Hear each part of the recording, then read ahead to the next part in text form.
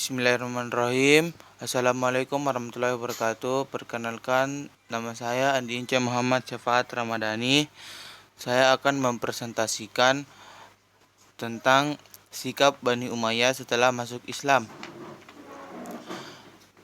Sikap Bani Umayyah setelah masuk Islam. Nama Daulah Amawiyah itu berasal dari nama Umayyah ibnu Abdi Syam ibnu Abdi Manaf, yaitu salah seorang dari pemimpin-pemimpin kabilah Quraisy di zaman jahiliyah. Umayyah ini senantiasa bersaingan dengan pamannya, Ibnu Hashim ibnu Abdi Manaf, untuk merebut pimpinan dan kehormatan dalam masyarakat bangsanya. Umayyah dinilai memiliki cukup persyaratan untuk menjadi pemimpin dan dihormati oleh masyarakat. Ia berasal dari keluarga bangsawan kaya dan mempunyai 10 putra. Pada zaman pra-Islam, orang yang memiliki ketiga kelebihan itu berhak memperoleh kehormatan dan kekuasaan.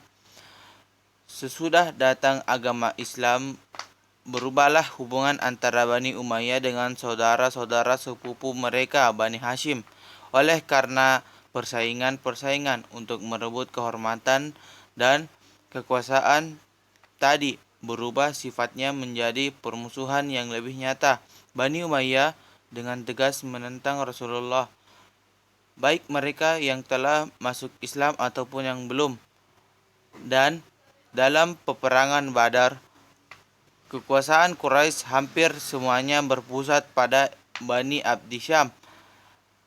Dan setelah ia mengetahui bahwa kaum muslimin di Madinah mencegat iringan-iringan untanya itu dalam perjalanannya ke Mekah, maka ia meminta kepada orang-orang Quraisy untuk beramai-ramai menolongnya. Bani Umayyah barulah masuk Islam setelah mereka tidak menemukan jalan lain selain memasukinya, yaitu ketika Nabi Muhammad SAW bersama beribu-ribu pengikutnya yang benar-benar percaya kepada kerasulan dan kepimpinannya menyerbu masuk ke kota Mekah. Bani Umayyah tergolong yang belakang masuk Islam. Setelah masuk Islam, mereka memperlihatkan loyalitas dan dedikasi tinggi terhadap agama tersebut. Dalam setiap peperangan yang dilakukan oleh kaum muslimin, misalnya, mereka tampil dengan semangat kepahlawanan seolah-olah ingin mengimbangi keterlambatan mereka masuk Islam dengan berbuat jasa besar kepada Islam. Karena sikap baik, ada di antara mereka yang dipercayakan untuk menduduki jabatan penting. Muawiyah ibnu Abu Sufyan, 21 sebelum Hijriah atau 602 Masehi sampai 660 Hijriah atau 600 Masehi. Misalnya, pada masa Nabi Muhammad SAW diangkat menjadi penulis wahyu, dan pada masa Khalifah Umar bin Khattab 42 sebelum Hijriah atau 581 Masehi sampai 23 Hijriah atau 644 Masehi, diangkat pada tahun 641 sebagai gubernur di Suriah. Pada masa pemerintahan Utsman bin Affan, Bani Umayyah juga mendapat banyak keuntungan, pemberian hadiah dan jabatan. Kekuasaan yang membentang dari Suriah sampai pantai Laut Tengah. Ia memanfaatkan masa tersebut untuk mempersiapkan diri dan meletakkan dasar pendirian sebuah dinasti. Harapan itu lebih besar terbuka setelah Utsman bin Affan dibunuh pada tahun 656 oleh ketika Ali bin Abi Thalib yang diangkat oleh sahabat Nabi Muhammad SAW di Madinah sebagai khalifah pengganti Utsman bin Affan, memerintahkan Umayyah untuk menyerahkan jabatan. Ia menolak. Sebaliknya, ia malah menuduh Ali terlibat dalam pembunuhan Utsman atau paling tidak melindungi pemberontak yang melindunginya.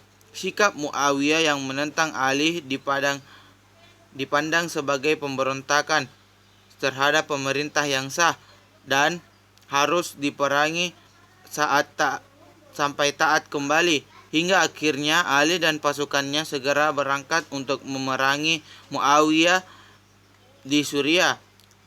Kedua pihak setuju setelah seorang hakam perantara sebagai perunding dan pencari jalan penyelesaian sengketa. Pihak Muawiyah memilih Amir bin Ash dan dari Ali, Abu Musa al-Asy'ari, sahabat Rasulullah SAW yang disetujui mayoritas penduduk Irak. Tahkim tersebut berakhir dengan kekecewaan di pihak Ali. Ketika Abu Musa mengumumkan turunnya Ali dari jabatannya, Amir bin Ash segera menyetujuinya dan menetapkan Muawiyah sebagai khalifah. Rencana tersebut tidak sepenuhnya berhasil. Ibnu Muljam, pengikut Khawarij 661, hanya berhasil membunuh Ali ketika Ali ke Masjid Kufah. Adapun Muawiyah dan Amir bin Ash selamat dari rencana tersebut. Itu saja yang sempat saya presentasikan. Sekian dan terima kasih. Wassalamualaikum warahmatullahi wabarakatuh.